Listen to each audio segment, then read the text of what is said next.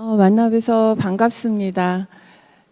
이 중에는 제가 초등학생 때부터 저를 보신 분들도 계시고 아마 오늘 처음 저를 보는 분들도 더러 계실 텐데요.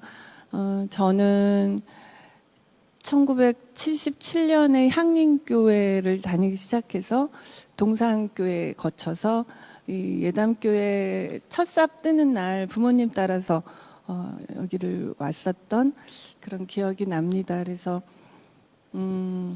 사실 제 강의에는 제가 연세대학교 교수가 된 지 올해로 20년이 됐어요. 그래서 올해 근속 기념 이렇게 패도 주고 그러셨는데, 제가 이번에는 자기결정성 나로서 살아가는 힘에는 제가 20년 동안 교수로서 가르친 것, 학생들과 경험한 것, 또 제가 연구한 것, 그런 것들을 담았지만 사실 그 가장 기초가 되는 것들은 이 교회에서 많이 제가 받았던 것 같습니다. 그래서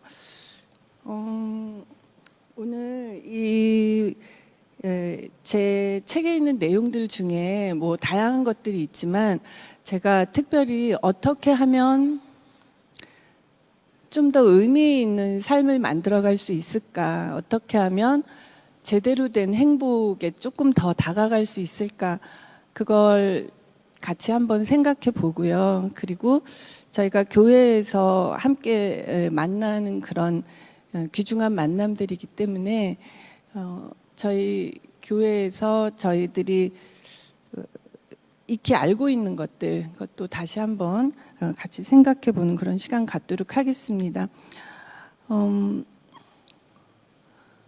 그래서 진정으로 성공한 삶이다 하는 것은 내가 원하는 사람과 의미 있는 만남을 갖는 삶이라고도 저희가 정의할 수 있는데, 어떻게 하면 의미 있는 만남을 가질 수 있는가, 거기에 포커스를 맞춰서 한번 같이 살펴보도록 하겠고요. 오늘의 목차는 하버드대 연구가 알려주는 행복의 조건이 있거든요. 그래서 85년간 연구한 그 종단 연구가 밝혀낸 귀중한 연구 결과 우리 같이 한번 생각해 보고요. 그다음 행복이론이라는 별명을 가지고 있는 자기결정성 이론에 대해서 저희가 사실은 자기결정성 이론 가지고 제가 대학원 수업할 때 한 4주 정도 수업을 하거든요. 그리고 제가 이걸로 논문도 쓰고 하고 있는데, 오늘은 그 중에 제일 에센스, 저희가 알고 있으면 삶에 바로 오늘 수업 듣고 나가면서, 특강 듣고 나가면서부터 적용할 수 있는 것으로 정말 그 제일 핵심만 알려드리도록 그렇게 하겠습니다. 그리고 관계가 왜 중요한가 다들 알고 계시지만, 요즘에 이제 학문적으로 관계가 얼마나 중요하고 왜 중요한가 연구해 놓은 것들이 많이 있거든요. 그래서 제가 그걸 학문적 기반에서 한번 다시 설명을 드리고요. 인간관계, 상호작용의 법칙, 그다음 실제로 관계성을 향상하려면 어떻게 하면 되겠는가 하는 걸 같이 생각해 보겠습니다. 제 책에서 제가 되게 노력했던 것은 긍정심리, 내재적 동기, 행복이론, 관계 연구들이 각 분야에서 아주 훌륭한 학자분들이 몇십 년간 연구들을 하고 계시고 수천 편의 논문이 나오고 있는데요. 어떠한 작업을 하고 싶었냐면 그 이론에 기반해서 우리가 실제로 적용할 때는 무엇을 하면 좋을까? 관계가 중요하다는 거 알겠는데, 그래서 내가 뭘 해야 되는데, 거기에 대한 답을 그냥 우리가 흔히 아는 것들 말고 조금이라도 오늘 오셨으니까 새로운 것, 참신한 것 알아가실 수 있도록 그렇게 한번 해보겠습니다. 지금 이제 소개해드릴 시는 김준복 님이 칼릴 지브란의 시를 닻을 올리기 전에라는 아주 훌륭한 책이 있는데 그 책에서 번역을 하셨던 건데요. 사실은 칼릴 지브란이 이 시를 1910년, 20년 그 즈음에 쓴 시예요. 그러니까 그때는 긍정심리학이란 말도 없었고 1985년에 디스하고 라이언이 처음 제시한 자기결정성 이론 같은 건 더더군다나 없었어요. 그런데 놀랍게도 이 시 안에는 지금 현대의 긍정심리학, 뇌과학, 자기결정성 이론들이 강력하게 제시하고 있는 것들을 이 시 한 편이 담고 있어요. 그리고 이거를 몇십 년 전에 번역을 하셨는데 번역이 아주 좋아서 제가 이 번역을 가지고 씁니다. 한번 같이 읽어볼게요. 당신의 아이들은 당신의 소유가 아닙니다. 아이들은 거쳐 태어났지만 당신으로부터 온 것은 아닙니다. 아이들은 당신과 함께 있지만 당신에게 속해 있는 것은 아닙니다. 당신 아이들에게 사랑을 줄 수 있지만 생각을 줄 수는 없습니다. 아이들은 자신의 생각을 가지고 있기 때문입니다. 당신 아이들에게 육체의 집을 줄 수는 있어도 영혼의 집을 줄 수는 없습니다.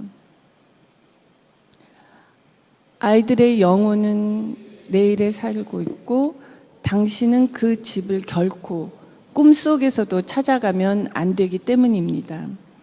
당신이 아이들처럼 되려고 노력하는 것은 좋지만 아이들을 당신처럼 만들려고 하지는 마십시오.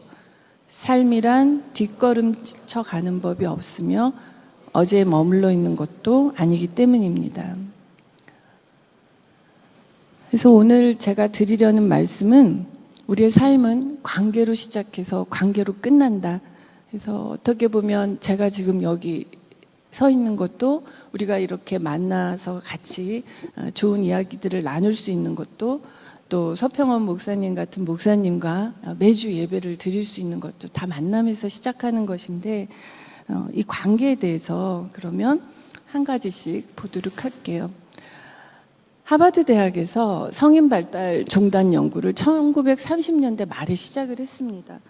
이 흥미로운 연구는 하버드 학부생 268명을 포함해 총 814명의 성인이 참여를 했어요. 여기는 남녀가 섞여 있었고요. 이 연구단에 들어오기로 약속을 한 다음에는 인터뷰를 해야 했습니다. 대략 4회 내지 5회 인터뷰를 했어요. happen to be 이 연구단 그룹에 존 F 케네디 대통령이 하버드생으로서 참여했어요.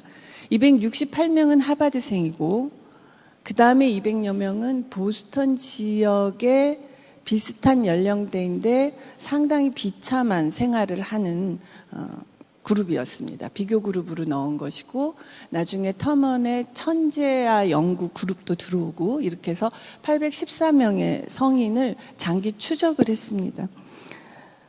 이 연구를 통해서 하버드 대학이 처음부터 밝히고 싶었던 것은 인간의 행복을 결정하는 가장 강력한 요인이 뭔가, 그리고 염두에 두었던 것은 많은 학자들이 거기에 관여했고 하버드 의과대학의 정신의학과 교수들이 수장을 맡았는데 그분들이 기대했던 것은 개인의 역량, 인성, 가족의 백그라운드, 환경 이런 것들이었죠. 그런데 그 오랜 연구를 거치고 나온 결론은 관계성이었습니다. 관계가 좋은가 좋지 않은가 하는 것이 한 인간의 행복을 결정적으로 좌우하는 가장 강력한 요인이라고 하버드 대학 연구팀에서 결론을 내렸습니다.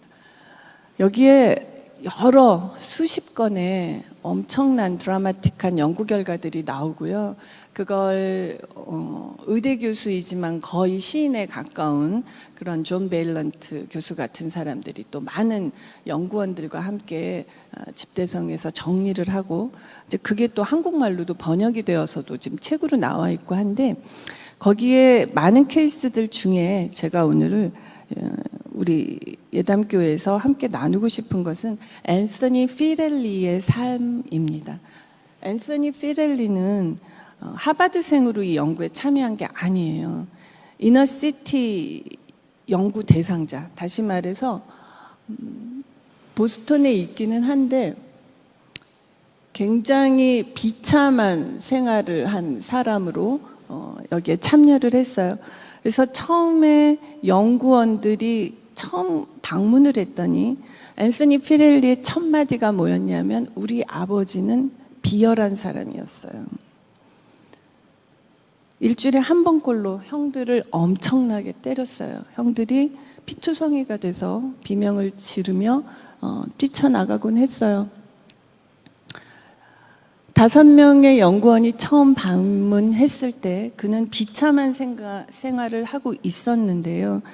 가장 비참한 것은 경제적으로 어려운 것보다 아버지가 폭력을 휘두른다는 거였고, 그 다음은 어머니가 영어를 못해요.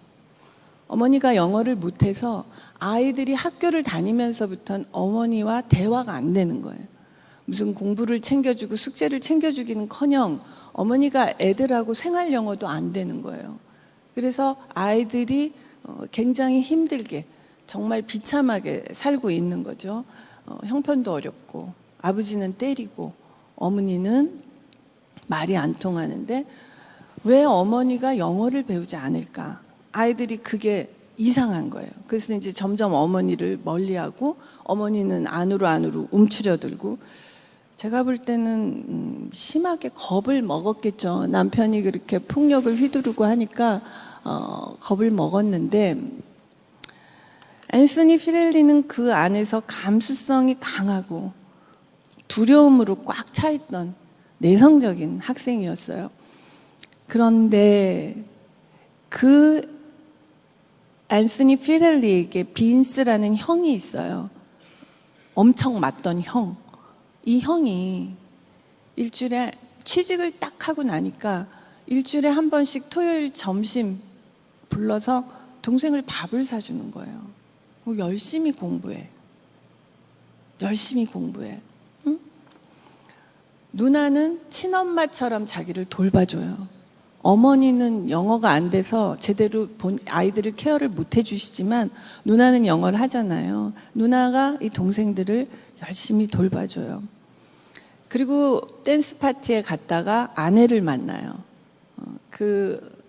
자신의 아내가 된 그 여성을 댄스 파티에서 만나는데, 자신의 아내는 그렇게 잘 사는 집 딸이 아니지만 행복한 가정의 딸이었어요. 유쾌하고 명랑하고 평생 앤서니 피렐리의 좋은 친구가 되어 주었어요. 이런 관계들로 인해서 정말 비참하고 이 세상 가장 바닥에 있는 것 같았던 피렐리의 삶이 변화를 하기 시작합니다.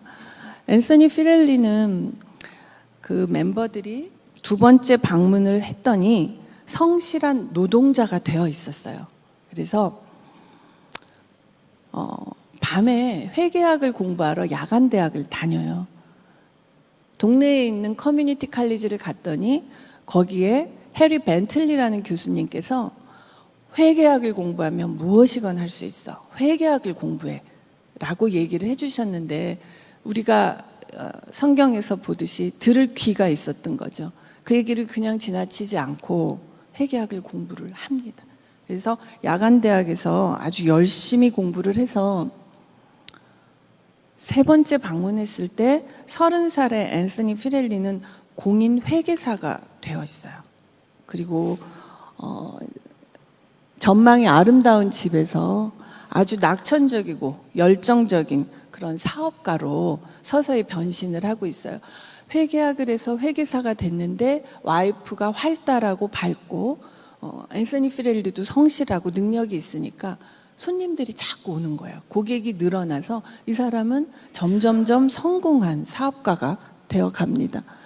4번째 방문을 했을 때 앤서니 피렐리는 수영장과 테니스장이 딸린 대저택에서 살고 있었어요. 그래서 제가 제 조교한테 좀 근사한 집을 골라보자 했더니 이렇게 근사한 사진을 넣어 주었습니다. 테니스장이 있다는 건 굉장히 부러운 일인데, 그래서 테니스장이 있는 집에서 살면서 이 사람이 계속 연구원들한테 고맙다고 그러는 거예요. 사실은 지금 저희가 이 교회에 이제 올 때 그 김호중 목사님한테 항상 감사에 대한 그쵸 설교를 들었는데, 이 앤서니 피렐리가 그 연구원들한테 항상 나를 이 연구에 참여시켜줘서 너무 고마워요. 그러니까 연구원들은 사실 이분이 인터뷰를 해줘야 이 거대한 연구가 완성이 돼서 이분한테 감사한데, 이분은 계속 뭐라고 하냐면, 제가 이 연구에 참여한 이후로 제가 감사할 일이 너무 많이 생기는 것 같아요. 제가 일이 잘 풀리는 것 같아요. 제가 참 운이 좋죠. 제가 어떻게 이런 연구에 뽑혔을까요? 막 이러면서 제가 경험한 거 무엇라도 좀 더 얘기해서 혹시라도 저같이 어려운 형편에 있는 애들이 나중에 이 연구를 보고 뭐 도움을 받을 게 있지 않을까요? 제가 무슨 얘기를 더 해드릴까요? 항상 이렇게 임해서 그걸 연구원들이 기록한 거예요. 이분은 계속 감사하고 있다. 계속 우리한테 고마워하고 있고 무엇라도 세상에 좋은 걸 주고 싶어하는 분이다. 그걸 간절히 바라는 그런 사람으로 컸어요. 그래서 5번째 방문했을 때 그는 아들들이 훌륭하게 크고요. 경영은 전문 경영인에게 맡기고 그렇게 살고 있는데, 저는 이 연구 보고서를 너무 재미있게 읽었던 게요.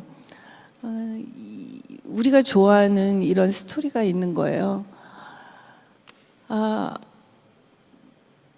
이 사람이 이제 완전히 성공을 해서 이제는 그 테니스장이 딸린 대저택을 팔았겠죠. 팔고 콘도미니엄으로 이사를 한 거예요. 이제 노년이 돼서 콘도에서 좀 산뜻하게 살아본다 하고 이제 저택은 팔고 아이들은 다 장성을 하고 그랬는데, 이 사람이 그 연구원들한테 말하는 거예요. 이리 와보세요. 제 창문 옆으로 한번 와보세요. 저 밑으로 보스턴 공원하고 주의회 의사당 뾰족탑이 보이죠. 그리고 그 오른편을 한번 보세요. 그 오른편에 있는 동네, 그 동네가 우리 형들이 그렇게 매 맞으면서 비참하게 살았던 제 집이에요. 저쪽으로 제 집이 보여요. 여기 의사당 지붕이 보이고, 저는 완전히 성공한 삶이에요. 저는 성공한 삶이에요.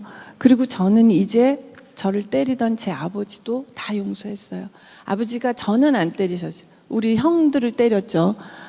동생하고 저는 안 맞았어요.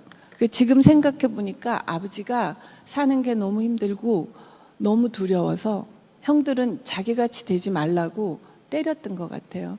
동생하고 제가 태어났을 땐 그거보단 좀 형편이 나아져서 우리는 때리지는 않았던 것 같아요. 아버지의 그 마음을 이제는 이해하려고 노력하고 있어요. 아버지를 용서했어요. 그리고 우리 엄마는 영어 못하고 너무 부끄럽고 그래서 우리 엄마를 참 불편하게 생각했는데, 우리 엄마는 얼마나 답답했을까요? 저는 우리 엄마도 물론 용서했고 그리고 이해하려고 노력하고 있어요. 자, 이렇게 완전히 비참한 상황에서 진정한 인생의 성공, 왜냐하면 경제적으로 자유를 이루었을 뿐 아니라 자신을 힘들게 했던 과거의 것들을 다 이해하고 용서하고 그리고 의미 있는 만남을 갖고, 앤서니 피렐리는 우리가 성공한 삶이라고 부를 수 있는데요. 그가 그렇게 성공할 수 있었던 그 바닥에 무엇이 있었느냐 하면, 형 빈스가 점심을 사주며 북돋아 주었던 말, 지금의 아내를 만나 그 아내와 평생 친구로 잘 지내면서 마음의 힘을 받았던 그 관계가 오늘의 글을 만드는데 결정적인 역할을 했다고 보고요.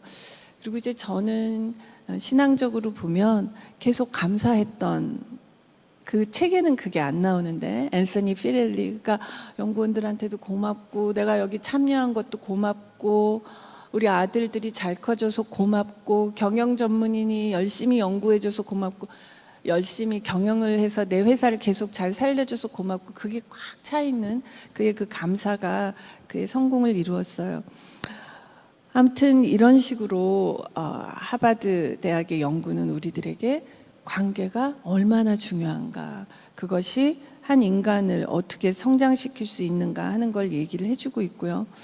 뭐 너무나 많은 성경 구절들이 있지만 제가 조금 찾아보면 전도서에도 두 사람이 한 사람보다 나음은 그들이 수고함으로 좋은 상을 얻을 것임이라. 혹시 그들이 넘어지면 하나가 그 동물을 붙들어 일으키려니와, 이렇게 되어 있고요. 그 다음에 이거 제가 좋아하는 구절인데, 저희한테 주신 말씀이 두 사람이나 세 사람이라도 내 이름으로 모여있는 곳, 내 이름으로 모여서 기도하는 그곳에 나도 함께 있느니라. 합심 기도를 얘기를 하시는데, 저는 합심 기도의 힘을 믿어서 그런 기도를 제가 정말 필요할 때 한 번씩 합니다만, 처음 이 구절을 댔을 땐 약간 의아하더라고요. 신앙은 내가 갖는 건데 왜 같이 기도하면 더 들어준다고 하시지? 왜 이렇게까지 관계를 강조하시지? 라고 생각했는데 이제는 조금씩 알 것 같아요. 그래서 사실 하버드대 연구 결과 훨씬 뒤에 나온 거고, 우리 성경에서는 이미 관계에 대해서 이렇게 다 강조를 하고 있다 하는 것이고요. 마지막으로 너희가 다 마음을 같이하여 동정하며 형제를 사랑하며 불쌍히 여기며 겸손하라. 베드로전서의 말씀도 사실은 지금 이제야 와서 연구들이 밝히고 있는 것을 진즉에 우리에게 알려주고 있는 것이죠. 그럼 이제는 제 연구 영역인 자기결정성 이론에 대해서 같이 이야기를 나누어 보도록 할게요. 자기결정성 이론은 아까도 말씀드렸지만 행복 이론이라는 별명 갖고 있어요.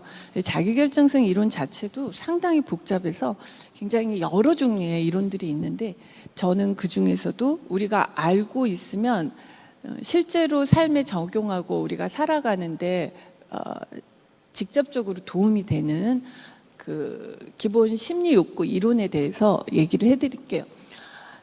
자기결정성 이론에서 굉장히 중요하게 생각하는 건 자율성 지지적인 환경이에요. 이 사람들은 이 이론을 제시한 DC하고 라이언은 로체스터 대학의 사제지간이에요. 라이언이 에드워드 DC의 제자로 들어가고 거기에서 너무 잘해서 교수가 돼서 이 두 분이 몇십 년 동안 로체스터 대학에서 자기결정성 이론으로 논문을 내고 제자들을 키워내고 하면서 이 이론이 전 세계적으로 주목을 끌고 각광을 받아서 최근 동기 이론 중에 가장 많이 널리 받아들여지는 이론이에요. 그래서 저도 자기결정성 이론 갖고 논문을 몇 개 썼는데, 이제 구글 스칼라에 들어가면 제가 쓴 논문이 쭉 떠요. 거기를 클릭하면 어느 대학에 누가 제 논문 인용했는지가 나오거든요. 거기 보면 저 말고 뭐 러시아에 있는 학자들도 이 이론 연구하고, 미국, 캐나다 뭐 당연히 많이 하고 있고요.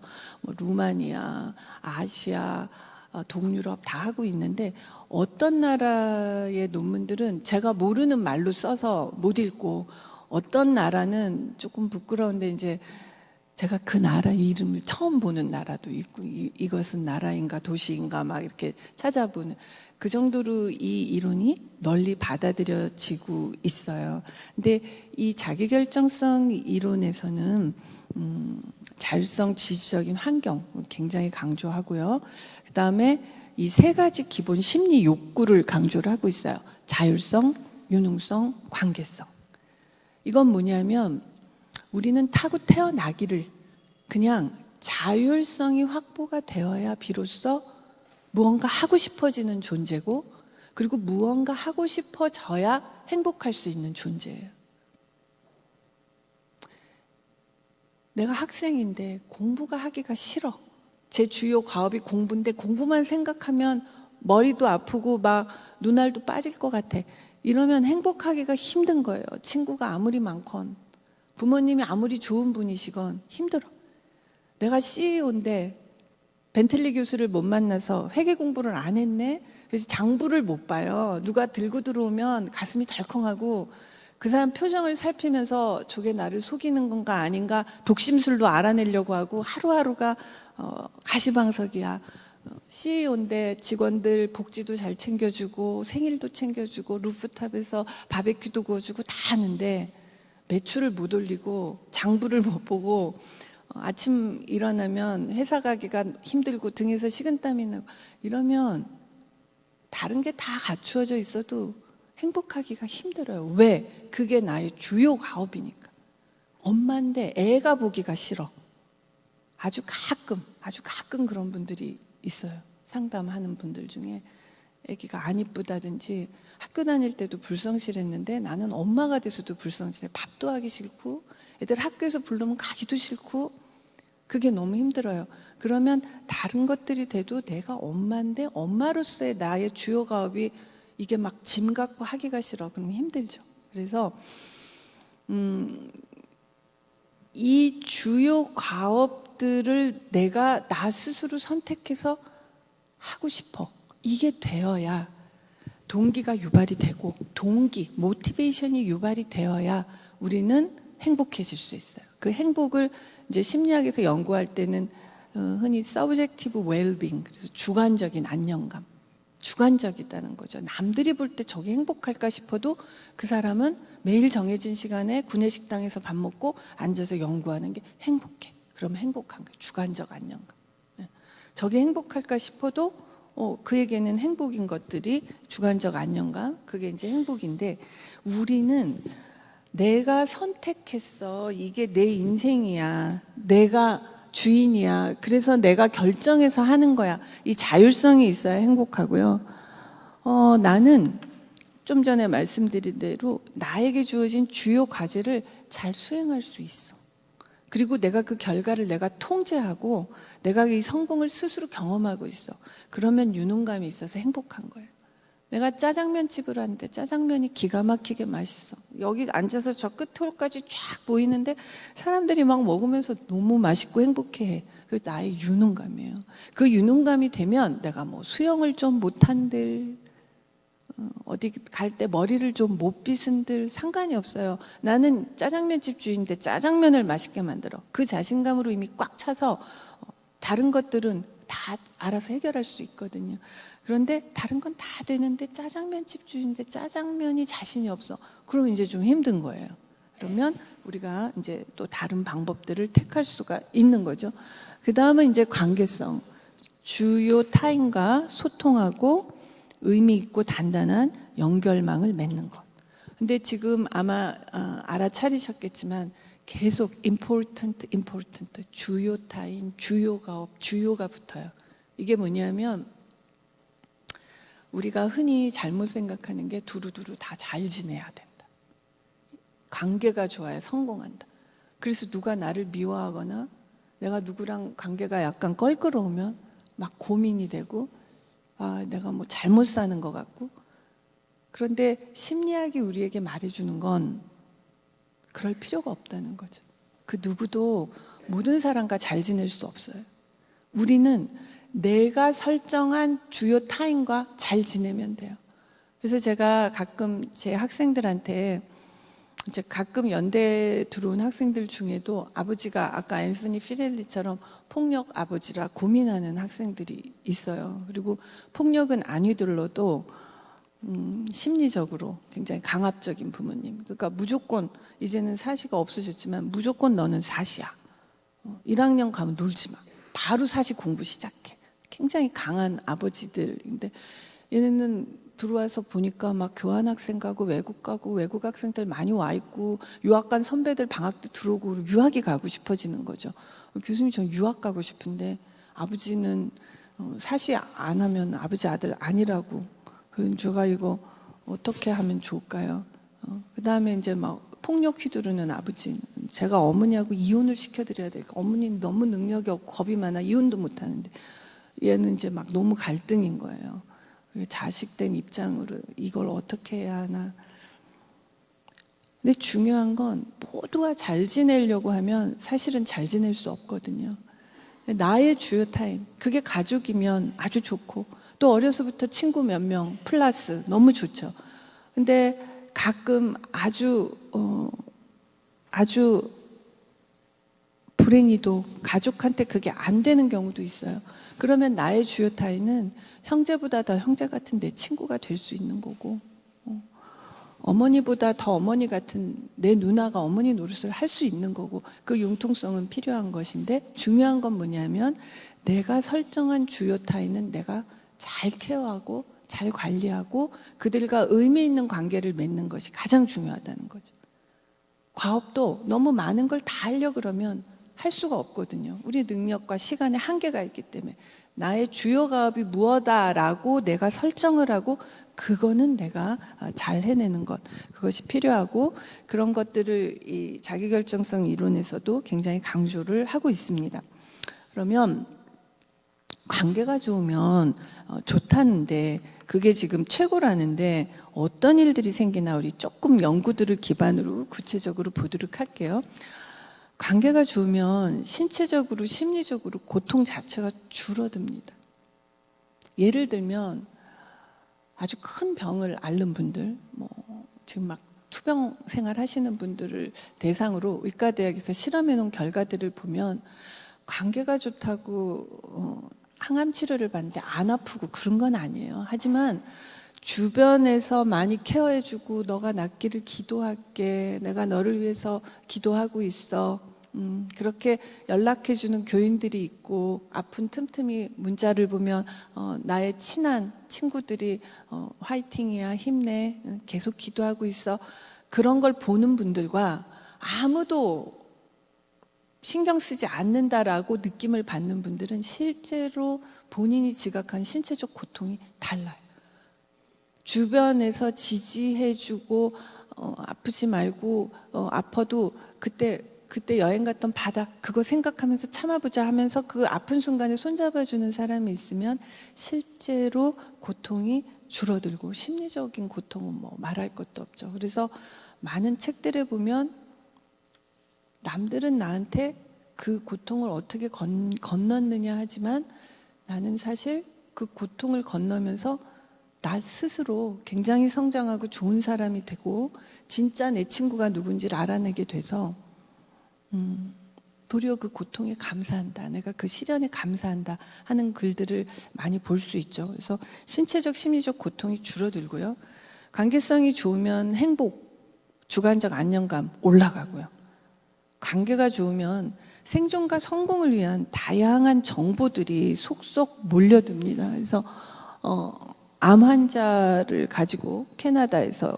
연구한 거, 캐나다의 에이즈 환자들, 실제로 사회적 지지가 증가하면 고통이 줄어든다는 게 있고요. 또 좀 전에 말씀드린 대로 관계성이 좋으면 정보가 많고, 정보가 많아서 성공의 기회가 올라가는 거예요. 예를 들어볼까요?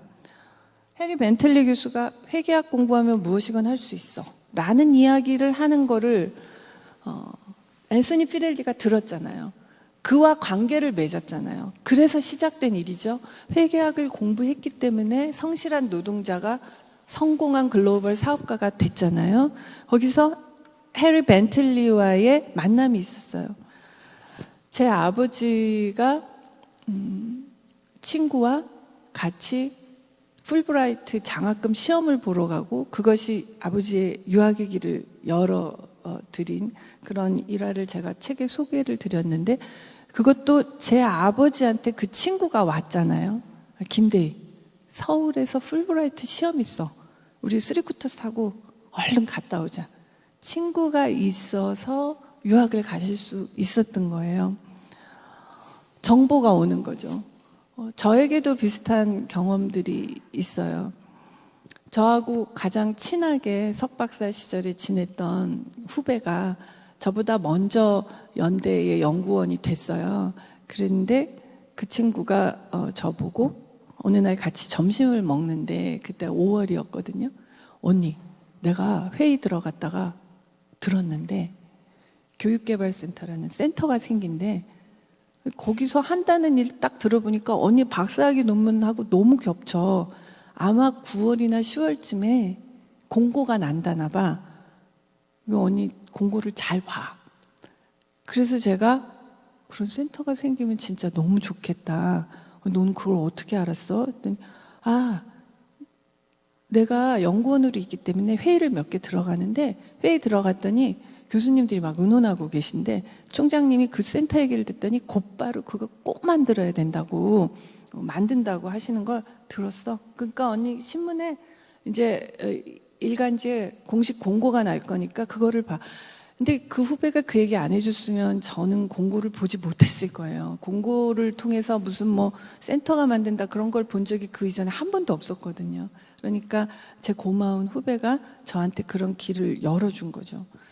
또 제가 가깝게 지내는 우리 대학의 최선미 교수님이 있는데 이 교수님은 나중에 또 제가 기회가 되면 얘기를 해드리겠지만 그냥 일반 보통 교수의 삶과는 상당히 다른 훨씬 흥미로운 삶을 살고 있어요. 그래서 이제 코넬 대학에서 호텔 경영학을 공부를 했고 그 지도 교수님이 최선미 교수님한테 프랑스에서 나한테 2월 첫 주부터 해서 5주 동안 특강을 해달라는데 5주 동안 파리에서 먹고 자는 거 다 해주고 이제 강의료도 드린다는데 내가 너무 바빠서 갈 수가 없어. 최 교수가 대신 갈래?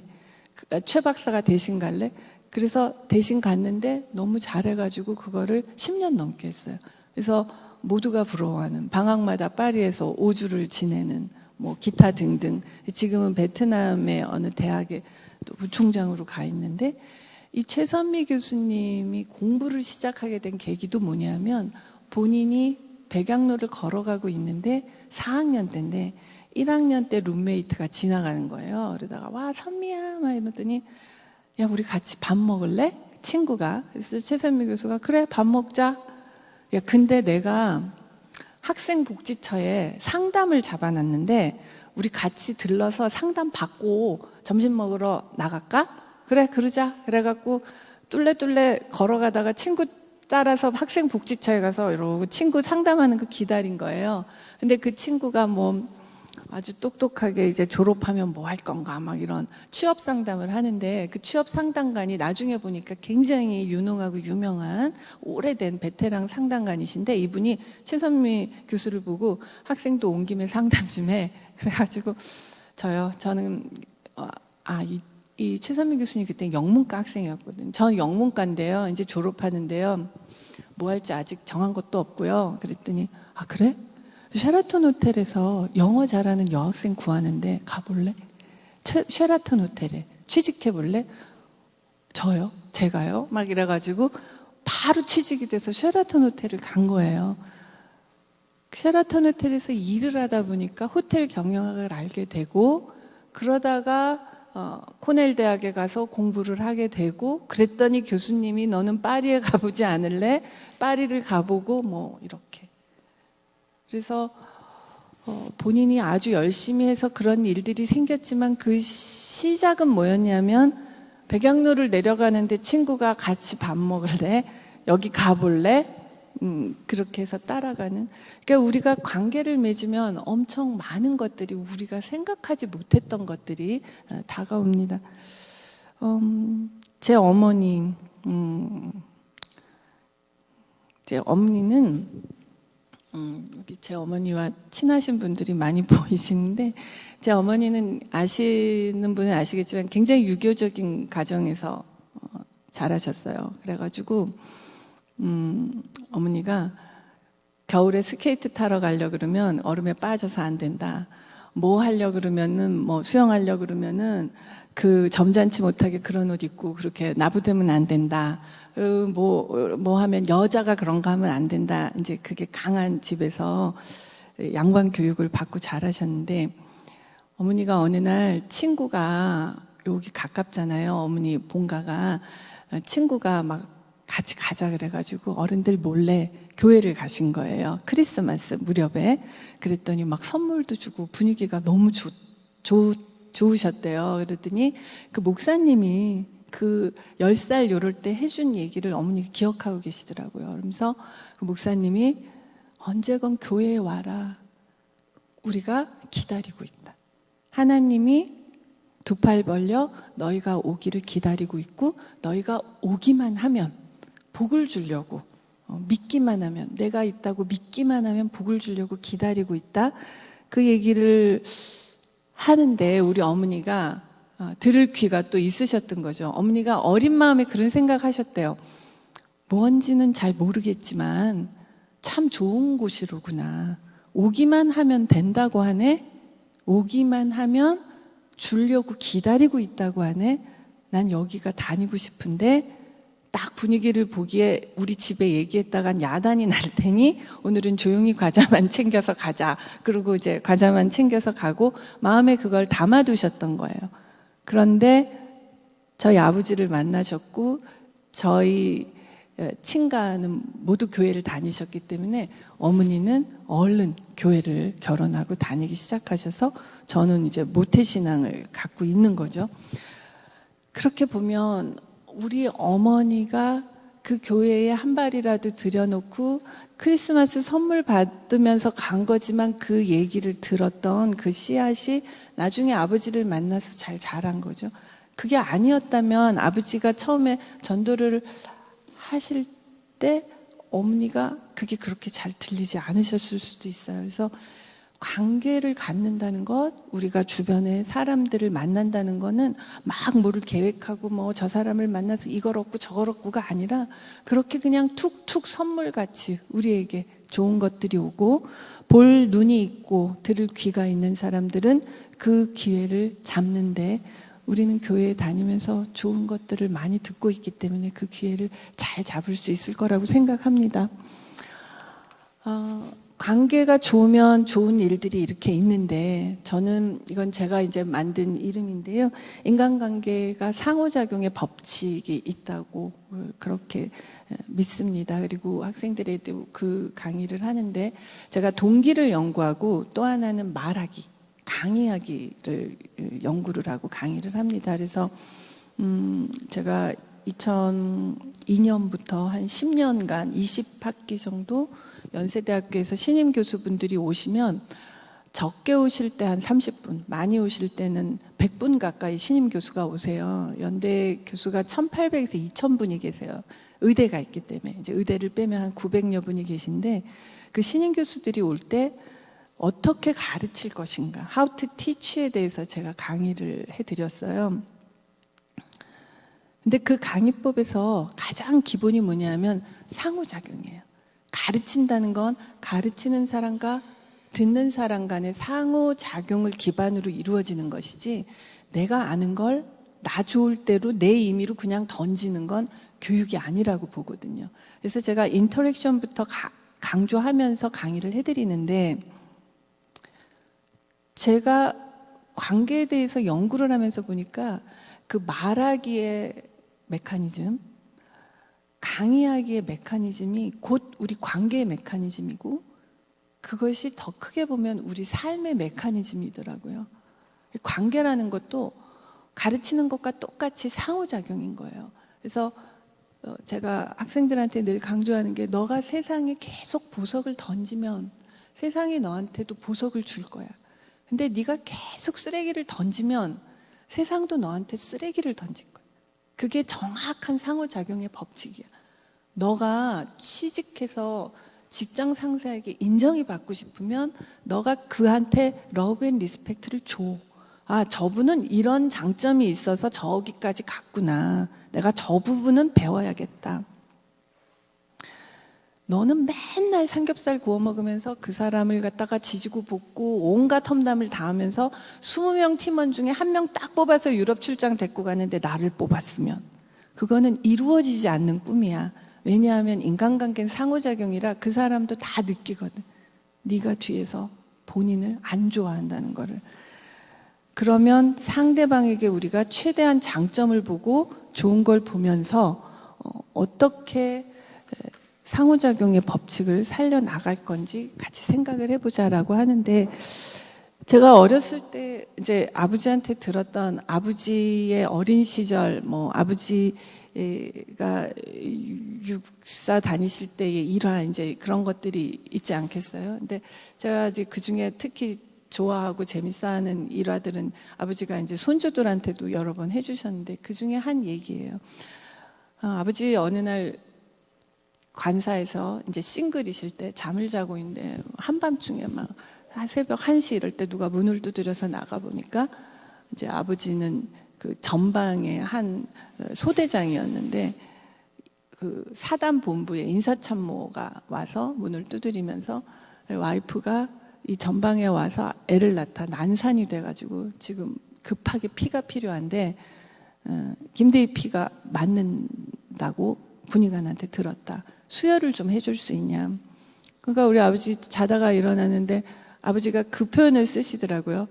친하지도 않고 잘 알지도 못하는 선배지만 전방까지 와이프가 따라와서 고생을 하면서 사는데 여기서 애를 낳고 서울에 가서 낳지도 못하고 이 시골에서 애를 낳다 난산이 돼서 피가 필요하다는데 당연히 피를 드려야지. 그래서 얼마든지 뽑아가라고. 이제 저희 아버지를 아시는 분들은 비디오 같이 딱 떠오르시니까 얼마든지 뽑아가라고 그랬더니 정말 이만한 병으로 한 3병을 뽑은 것 같은데 안녕히 가시라고 인사하려고 일어서는데 휘청하시더래요. 너무 이제 젊어도 피를 많이 뽑아서 그렇게 가시고 아버지는 그 일을 잊고 일을 하시는데 그로부터 얼마 있다가 한 달쯤 지나서 아버지 소대는 사단 본부로 다 이동하라고 이동 명령이 온 거예요. 근데 그때는 우리나라가 한참 막 험악한 시절이라 사단 본부로 가는 거를 다들 원하는 일이었다고 해요. 그래서 이제 사단 본부로 영문도 모르고 소대원들은 막 신나하면서 가셨는데 거기를 갔더니 아까 말씀드린 대로 친구가 와서 사단 본부에 있으니까 야 공문이 왔는데 오늘 시험을 봐야 돼. 오늘 오전에 받았어 공문을. 근데 풀브라이트 장학금 시험 우리가 볼 수 있대. 장교들이. 쓰리쿠터 타고 빨리 가자. 그래갖고 우리 아버지가 그 타고 친구랑 나가신 거예요. 그래서 시험 얼른 보고 오신 거예요. 나중에 돌이켜보니 사단 본부로 이동을 안 했으면 그 공문이 우리 아버지한테 왔을 때는 5월 17일에 시험 봐야 되는데 공문은 6월 3일에 받는 거예요. 한참 걸리는 거예요. 그래서 공문도 못 받았을 거고 시험도 못 봤을 거고 유학도 못 가셨을 텐데 아버지가 이제 제 아버지가 공부를 어렸을 때 잘 하셔서 고등학교 때 초등학교 때 이렇게 월반을 2번을 하신 거죠. 그랬는데 고등학교에서도 최우등 졸업을 하셨는데 명문대도 가고 싶으셨지만 동생이 5이 있고 또 나라도 어수선해서 나란 일도 하고 싶고 그래서 육사를 가신 거예요. 그랬는데 친구가 와서 이렇게 이제 서울을 가셨고 유학을 가자. 그래서 아버지가 미국 동부에 군사학교에 풀브라이트 장학금을 받은 덕분에 가실 수 있게 된 거죠. 근데 그때 제 아버지가 배우셨던 게 장교의 리더십, 영어 말하기, 쓰기, 미국 전쟁사, 세계사, 그리고 제가 지금 학생들에게 가르치는 말하기와 토론, 퍼블릭 스피킹을 60년대에 미국에 가서 배우신 거예요.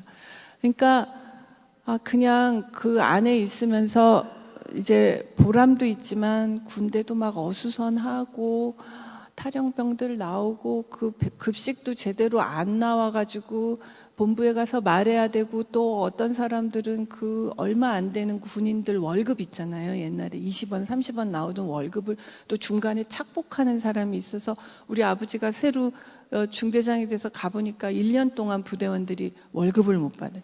그러니까 다들 하극상이 될까봐 참고 있지만 우리 아버지 이제 사단 본부에 가서 막 엄청 항의를 여러 번 하셔가지고 결국 받아서 부대원들 주고 우리 아버지 부대를 시작으로 이제 막 그 월급들이 나오고 이런 걸 하지만 한편으로는 아버지 마음에 내 젊은 날이 이렇게 다 가는구나.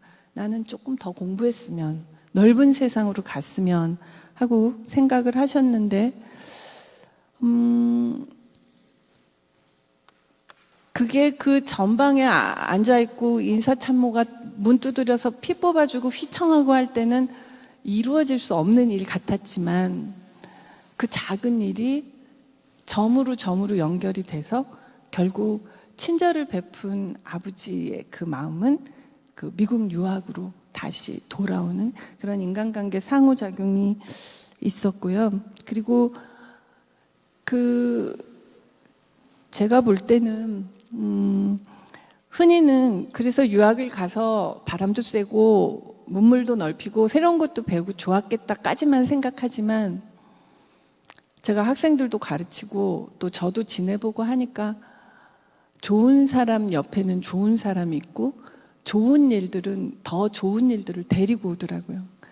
그러니까 그렇게 유학을 가셨기 때문에 그 다음에 군대에서 뭐 예를 들어서 우리 아버지는 중령 뭐 이러실 때 포스타가 해외 순방을 가야 된다. 뭐 유럽에 가서 육군사관학교 같은 교육 시설을 참관하고 그 벤치마킹을 해야 된다. 이제 아주 드물게 그런 일들이 생기면 아버지가 뽑히시는 거죠. 유학을 갔다 오셨으니까.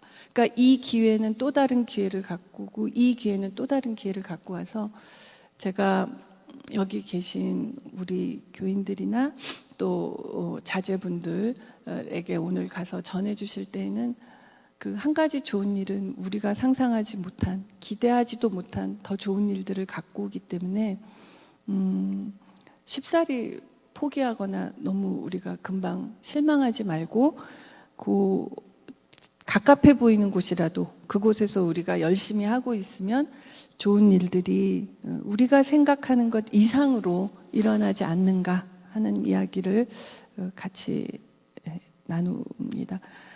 그러면 우리 이제 관계성 어떻게 진짜로 향상할 건가 거기에 대해서 같이 한번 보시겠는데요. 첫 번째로 기억할 것은 이 관계의 시작은 나라는 거죠. 나. 서평원 목사님 설교하실 때도 그런 이야기들이 나오고 우리 김호식 목사님도 한 번씩 그 얘기 하셨잖아요. 목사님 오늘 설교 너무 좋으세요. 근데 우리 이 설교 이거 우리 며느리가 꼭 들었어야 되는데 우리 며느리가 걔가 문제예요. 근데 걔는 안 듣고 나만 들었네. 목사님 그 설교 좀 다음에 꼭 다시 해주세요. 우리 며느리가 걔가 그걸 꼭 들어야 돼요. 걔가 문제야. 근데 목사님이 항상 그 얘기 하시면서 그러셨잖아요. 남한테 들으라고 강요하고 그러지 말고 그냥 본인 고치시라고, 본인만 잘하시라고. 근데 이게 지금 심리학에서 연구로 막 이렇게 나와 있는데 참 재미있어요. 일단은요, 사람들은 누구한테 끌리냐면 행복한 사람한테 끌려요. 자석처럼 끌려요. 딱 보고 맞아요 막 그러시는데 딱 보고 쟤는 좀 행복해 보이네, 쟤는 밝아 보이네. 왜 끌리냐면 우리는 동물의 본성이 남아있기 때문에 누구 옆에 있으면 괜히 저거 옆에 있다가 나까지 같이 벼락 맞을라 싶으면 피하게 되는 거예요. 애만 사람 같이 혼날까 봐. 그거는 쎄한 느낌이 든다 그러면 피해야 되는 거예요. 그 본능이 맞는 거예요. 왠지 처음 만났는데 문 탁 들어서는데 쎄해 그러면 쎄한 거 맞아요. 그 본능이 살아있거든요. 근데 왠지 좋은 사람이 있어요. 자꾸 근처에 가고 싶은 사람. 그 사람들은 스스로 행복하고 분명히 옆에 있으면 나한테 그 좋은 마음과 좋은 사고방식을 전달해 줄 거기 때문에 우리가 아는 거예요. 그래서 세상이 공평하지만은 아는 거죠. 그렇죠? 불행하고 외롭고 이런 사람 옆에 사람이 자석처럼 모여주면 좋은데 사람들은 그렇게 되면 일단 피하고 보고 행복해 보이고 옆에 있으면 뭔가 좋은 일을 기대할 수 있는 것 같은 사람한테 자꾸 가고 그 다음에 뭐죠? 별 느낌도 없는데 사람이 몰려있는 걸 보면 또 가요. 뭐가 있나 보다. 그러니까 잘 되는 음식점은 막 줄 서 있고 제가 저번에 부산 놀러 갔는데 줄이 너무 길어가지고 일단 섰어요. 그리고 앞에 분한테 물어봤어요. 근데 이거 무슨 줄이에요? 했더니 광복동에. 했더니 저도 몰라요. 일단 섰어. 일단 섰어. 그래서 이제 제 남편이 얼른 앞에 가가지고 보고 오더니 무슨 호떡 씨앗이래요. 아니 씨앗 호떡? 그래갖고 막 기름이 막 줄줄 흐르는 거 막 맛있게 막 해가지고 하는데 막 그 줄을 서면 우리는 일단 쓰고 봐요. 저부터도 좋은 사람이라고 한번 평판이 나면 사람 몰리면 몰린 거 보고 또 몰리고 아무튼 행복한 사람에겐 사람들이 자석처럼 끌려요. 그러면 행복한 사람이 따로 정해져 있냐? 사실은 유전자가 한 50% 있어요. 행복 유전자가 남보다 잘 발달해서 태어난 사람이 있어요. 왜 아가들도 그런 아가들 있잖아요. 행복한 아가. 어떤 아가들은 나면서부터 좀 불평이 많고 불만이 많고 하지만 나머지 50%는 우리의 선택이에요. 그래서 우리가 스스로 행복하면 사람들이 끌려온다는 것, 그리고 자신과의 관계가 좋은 사람이 남과의 관계도 좋다는 것. 그래서 우선 나하고의 관계가 좋아야 되고 긍정적 정서를 기반으로 내 자아가 긍정적으로 확장이 돼서 내가 나와의 관계가 좋으면 타인과의 관계도 좋다. 그래서 나와의 관계가 좋아지는 제가 구체적인 방법을 알려드릴게요. 오늘 다른 거 잊어버리셔도 이거를 기억하실게요. 셀프톡을 긍정적으로 하실게요. 우리도 모르게 셀프톡으로 스스로를 엄청 혼내거든요. 내가 또 이렇지, 네가 그렇지, 이거 봐라, 칠칠 맞게, 아이고 뭐 이걸 또 엎질러서 혼자서도 막 이렇게 혼을 내요. 그러지 말고 학생들도 저한테 자기소개를 할 때 교수님 저 엄청 산만해요. 저 ADHD예요. 아니야, 에너지가 넘치는구나. 이제 나하고 공부하러 왔으니까 우리는 그런 말은 하지 않을 거야. 갑갑한 나, 아니 신중한 나. 제가 귀가 팔랑귀예요. 아니 공감을 잘하는 거야. 제 주책 맞고 오지랖만 넓어요. 아니 넌 따뜻한 사람이야. 저 외골수라 이것밖에 못해요. 아니 너는 끈기 있고 집중력이 있는 사람이야. 그래서 성공할 거야. 우리가 우리에게 계속 얘기해 주는 건 엄청나요. 왜냐하면 그 누적 효과가 있죠. 또 재밌는 연구를 하나 소개해 드릴게요. 사만사 조엘이라는 교수가 있는데 이 사람이 85명의 과학자, 1196명의 커플 데이터, 43편의 논문을 AI 기법 머신러닝으로 분석했어요. 이게 공저자예요. 이런 논문은 별로 없어요.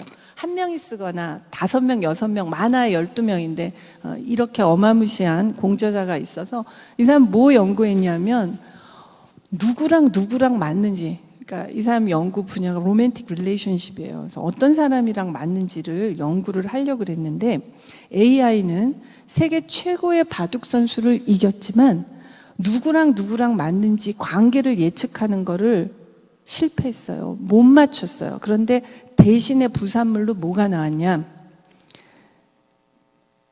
연인 관계의 성공은 상대가 아니라 상대랑 나랑 맞는지 안 맞는지가 아니라 순전히 나한테 달려있더라는 거죠.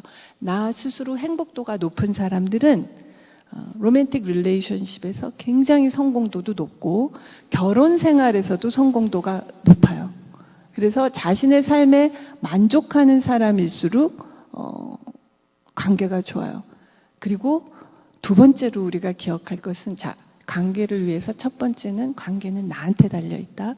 두 번째는 모두와 잘 지내려고 하지 마라. 그거는 우리가 갖는 전형적인 비합리적 신념, 이루어질 수 없는 일이에요. 아무도 모두와 잘 지내지 못해요. 아무도 모두에게 사랑받지 못해요. 엄청 멋진 사람들한테도 악플이 달려요. 대신 뭘 기억해? 주요 타인과 잘 지내면 된다. 주요 타인에게 초점을 맞추자 하는 거고요. 그 다음에 이제 세 번째는 우리가 관계를 잘 맺으려면 우리는 공감을 잘하면 된다. 그래서 공감을 잘하는 것이 중요한데 공감을 잘한다는 것은 사실은 이 엠퍼시를 가지고 제가 한 2시간 정도 강의를 할 수 있는 엄청난 연구 분야고 정말 매력적인 연구 분야예요. 근데 한 가지를 기억하시면 도움이 될 게 공감의 시작은 경청이에요. 잘 들어주는 거. 왜냐하면 잘 들어야 뭘 공감을 하든 말든 할 거 아니에요. 나만 떠들면 뭘 느끼고 뭘 원하는지 모르니까 공감해 줄 수가 없어. 계속 남의 다리 긁는 소리를 하게 되거든요. 또 하나, 친절. 공감의 기반은 친절이에요. kindness. 너그러운 거, 남한테 상냥한 거, 잘해주려고 하는 마음. 그래서 가장 친절한 자가 가장 강하다. 가장 친절한 자가 가장 오래 가고 가장 오래 가는 자가 가장 강하다. 그 친절은 겸손한 거, 잘 들어주는 것, 거기서부터 나온다 하는 거고요. 제가 이거 관련된 좋은 성경 구절이 정말 많은데 즐거워하는 자들과 함께 즐거워하고 우는 자들과 함께 울라 하는 이런 로마서의 말씀도 있고요. 그래서 오늘 여러분들하고 이제 정말 성공한 삶, 행복한 삶은 관계가 좋은 삶.